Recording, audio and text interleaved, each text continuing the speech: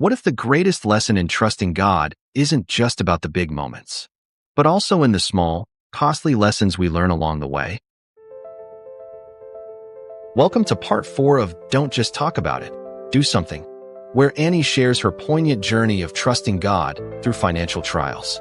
Today, we discover how relying on God's wisdom and provision can transform our hearts and our stewardship. Here's Annie. One of the costly lessons I learned in managing finances was when I discovered how much money could have been a great savings for our business account.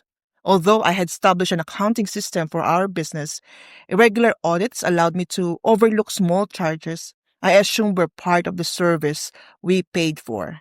Sadly, I later found out these charges were actually fraudulent transactions. When I discovered the total amount stolen from our account, my heart broke into pieces. Despite working in our bank, we were unable to recover the full amount of funds. Since then, I overcame my hesitation about updating our accounting software. I searched for a service provider that would offer the features necessary to better manage our accounts. I thank God for leading me to a more affordable service that not only fits our needs but provides more than I was initially looking for.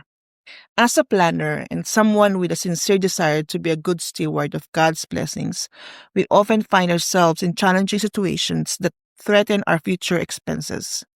Naturally, our first response is to seek additional income so that we won't find ourselves in such a predicament. However, God's ways are different. Sometimes, He allows us to be on that edge, experiencing surprises of provision that go beyond our usual sources.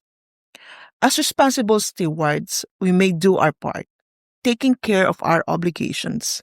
But there are instances when circumstances beyond our control occur. Sometimes God allows this so we can learn to trust Him more fully. A trust that covers every part of our lives, including our finances. A trust that isn't solely dependent on calculations or transactional means, such as job or business. I once overheard in a podcast that many of us perceive budgeting or managing finances as simply securing more funds. But what we may not realize is that in doing so, we might be building our trust in money rather than God, who is the true provider. Let's do responsible and biblical budgeting that honors God and His purpose on how we should live. As Ray and I reflect on our various experiences with money, I realize how God often uses such situations to train us in trusting Him more completely. He's changing our hearts, transforming our desires, so that we can truly live according to His will and purpose. Let's not compartmentalize our faith by approaching money differently.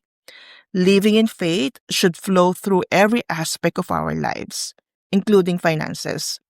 Managing money in a way that honors God means prioritizing His will and trusting Him to provide for our needs. Sometimes the transformation isn't necessarily about earning more money, but reconfiguring how we align our resources with what He's asking us to do. Proverbs 3 verse 5 to 6 says, "Trust in the Lord with all your heart and do not lean on your own understanding. In all your ways acknowledge Him and He will make your paths straight." Before we close, we want to invite you to engage with us and support the Couples Journey blog series podcast.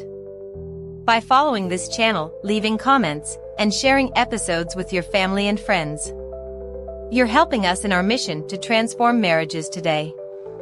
Your support encourages more couples to seek God's guidance and grow stronger together. Thank you for being part of this journey. Together, we can make a difference. Here's the final part of today's episode. As we conclude today's episode, remember that trusting God in every aspect of our lives, including our finances, calls us to realignment and faithfulness. Annie encourages us to view challenges as opportunities to deepen our dependence on Him. Let's step forward with confidence, trusting that God's ways are truly better than our own, guided by faith, rooted in His purpose. Join us again tomorrow for the final part of this series. Don't just talk about it, do something.